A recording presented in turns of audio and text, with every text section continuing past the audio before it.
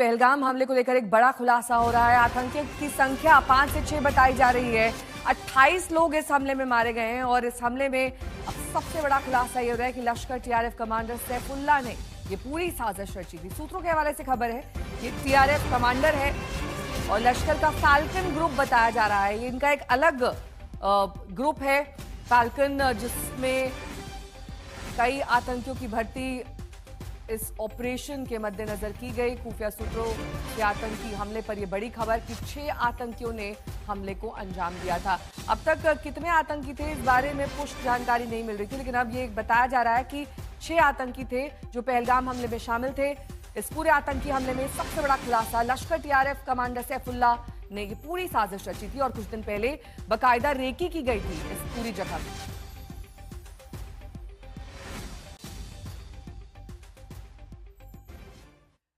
मंजीत तेगी मेरे सहयोगी इस वक्त तमाम जानकारी के साथ जुड़ गए हैं। मंजीत, अब तो टीआरएफ का नाम सामने आ गया है, उनके कमांडर का नाम सामने आ गया है, 6 आतंकी बताए जा रहे हैं।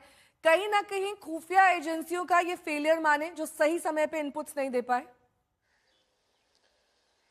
निश्चित तौर पर नेहा, शुरुआती जो जांच और चीज़ें सामने आ रही उस पर इस बात को इनकार नहीं किया जा सकता है कि लोकल पुलिस और इंटेलिजेंस का फेल्योर जरूर रहा है, क्योंकि इतनी बड़ी संख्या में अगर पहलगाम में लोग थे तो आसपास सुरक्षा के इंतजाम नहीं थे। और जिस तरह की जानकारी मिल रही है कि 6 विदेशी आतंकी थे, और ये भी जानकारी मैं देना चाहूँगा कि जो दिल्ली में जो सूत्र हैं, जो खुफिया लोग हैं, वो बता रहे हैं कि लोकल जो हैंडलर हैं या जो उनके संपर्क हैं, उनकी भी इसमें मदद रही है, क्योंकि बिना लोकल सपोर्ट के इस तरह का हमले को अंजाम नहीं दिया जा सकता है। एक और जानकारी देना चाहूँगा कि अभी गृह मंत्री का जो इस वक्त दौरा कश्मीर का है, वो हालात का जायज़ा ले रहे हैं।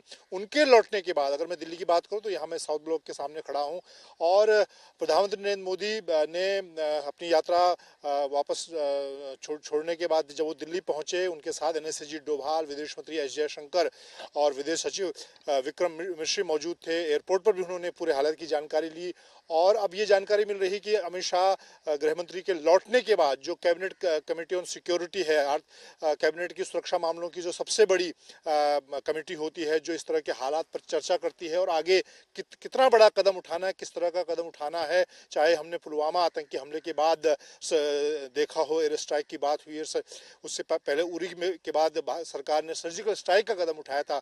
तो इस तरह की क्या बड़ी रणनीति सरकार की होगी, क्योंकि आप देखें पिछले पुलवामा आतंकी हमले के बाद नेहा ये अब तक का सबसे बड़ा आतंकी हमला है और एक तरह से सीधे तौर पर जिस तरह से प्रधानमंत्री नरेंद्र मोदी के लिए एक बड़ी चुनौती है, इसीलिए वो इस मामले को बहुत गंभीरता से भी ले रहे हैं और इस वक्त भी वो लगातार अपने ऑफिस में तमाम लोगों से जानकारी ले रहे हैं। एनएसएजी डोभाल भी अपने स्तर पर खुफिया जो प्रमुख हैं, सेना के लोग हैं, उनसे लगातार इनपुट ले रहे हैं और इन सारी बैठकों के बाद मुझे लगता है कि देर शाम या जब अमित शाह लौटेंगे उसके बाद सीसीएस की महत्वपूर्ण बैठक होगी, जिसमें सरकार आगे इस पूरे घटनाक्रम का किस तरह से जवाब देना है उसको लेकर रणनीति बनाएगी। ठीक है, आप बने रहिए हमारे साथ।